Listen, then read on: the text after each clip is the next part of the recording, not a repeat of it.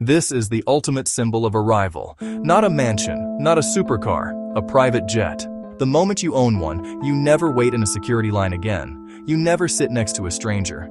You never lose a day of your life to a delayed flight. And here's the part that surprises everyone. You can buy one for the price of a nice house. Some older private jets sell for under $1 million. But there is a secret the brokers will never put in the brochure. A secret that separates the people who dream about private jets from the people who actually own them. Buying the jet is the single cheapest thing you will ever do with it. Because a private jet doesn't cost you money when you fly it. It costs you a fortune every single hour of every single day. Sitting on the ground, doing absolutely nothing.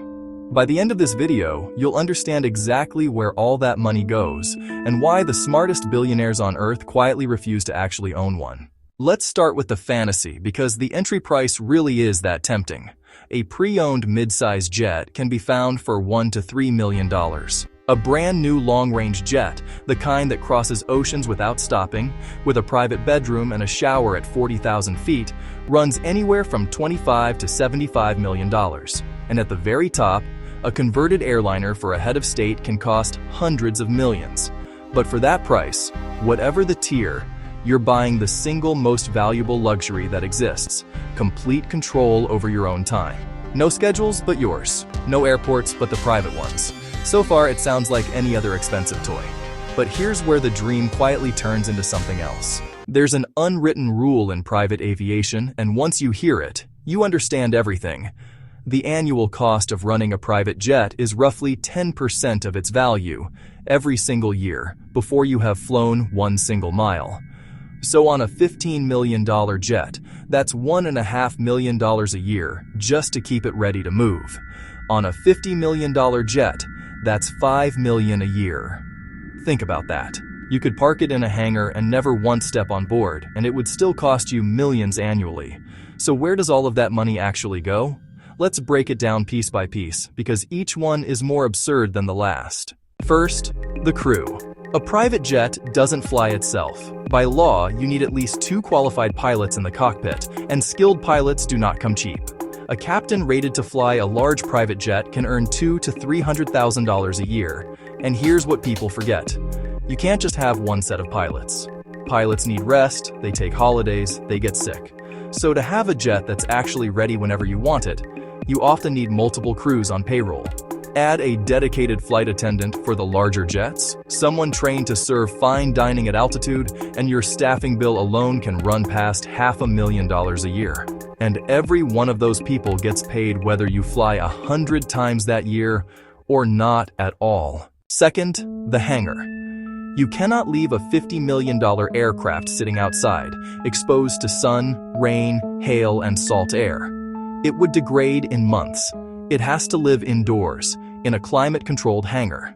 And hangar space at a busy major city airport is some of the most sought-after real estate in aviation. Prime hangar space can cost tens of thousands of dollars every month. You are, quite literally, paying rent for your airplane to sleep indoors, in a better protected space than most people's cars will ever see. Third, and this is the one that quietly ends most ownership dreams, maintenance. Aircraft maintenance is relentless, highly regulated, and absolutely non-negotiable. Every few hundred flight hours, and on strict calendar schedules regardless of how much you've flown, the jet must go through detailed inspections by certified technicians. Some of these are routine, but others, the major inspections that come around every few years, can cost hundreds of thousands to well over $1 million in a single shop visit. And they can ground your aircraft for weeks or even months at a time. And then there are the engines. A private jet engine is a masterpiece of engineering, and when it comes time for a major overhaul, a single engine can cost more than $1 million to service. Most jets have 2. Here's the part that catches every first-time owner completely off guard. You would assume that the expensive part of owning a private jet is flying it. It's the exact opposite. A private jet is a machine that costs you a fortune to not use. The crew salaries keep running, the hangar rent keeps running, the insurance keeps running, the mandatory calendar-based inspections keep coming due. All of it continues, month after month, while the jet sits perfectly still on the ground, doing absolutely nothing.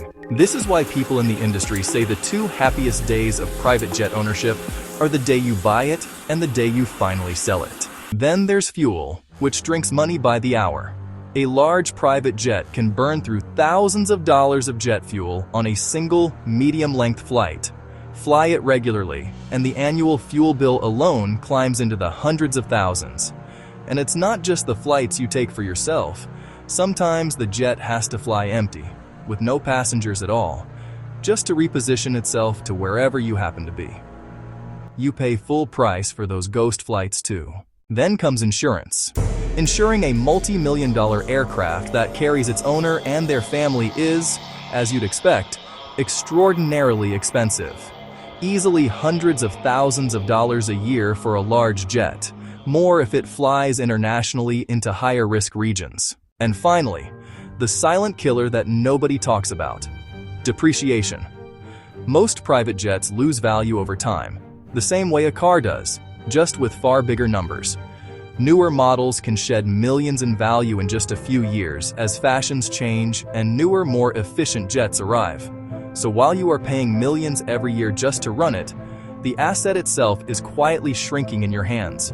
You're bleeding money to operate something that is simultaneously becoming worth less. So by now you're asking the obvious question: if it is this insane, the crew, the hangar, the maintenance, the fuel, the insurance, the depreciation, then why does anyone do it at all? And this is exactly where the ultra-wealthy reveal how differently they think about money than everyone else. Because the smartest ones looked at all of these numbers and came to a surprising conclusion. They don't actually want to own the jet at all.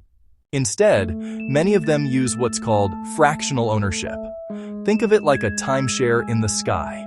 You buy a share of a jet, say 1/8, and you get a guaranteed number of flight hours per year, while a management company handles the crew, the hangar, and the maintenance. You get the private jet experience without personally carrying the full crushing weight of ownership. Others skip ownership entirely and simply charter, renting a private jet by the hour whenever they need one, and letting someone else absorb all the fixed costs, the depreciation, and the headaches.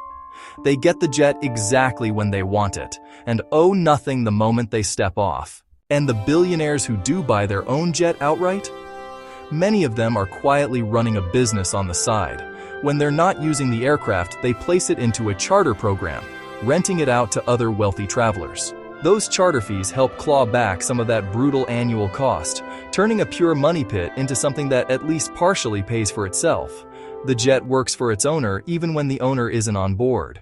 But for the ones who buy and keep and never rent it out, the true billionaires who simply want their own jet, always ready, always private, the math was never really the point, because what they are actually buying isn't transportation.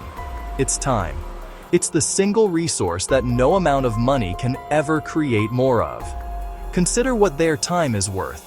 A person running a company worth tens of billions of dollars, whose every hour translates into enormous value. For them, an hour saved is worth more than the jet's entire hourly cost. Skipping the airport lines, flying on their own schedule, holding private meetings at 40,000 feet where no one can listen in, arriving rested instead of exhausted. When you do the math on their time, the jet doesn't cost money at all. It buys back the only thing they can never get more of. It buys back their life, 1 hour at a time. So the next time you watch a private jet lift off into the sky, remember what you are really looking at. Not a $15 million aircraft. You're looking at $1.5 million a year, burning quietly on a runway, whether there's anyone on board or not. The price of never having to wait for the world again. And you're looking at the clearest example there is of how the ultra-wealthy think. Not about what something costs, but about what it buys back.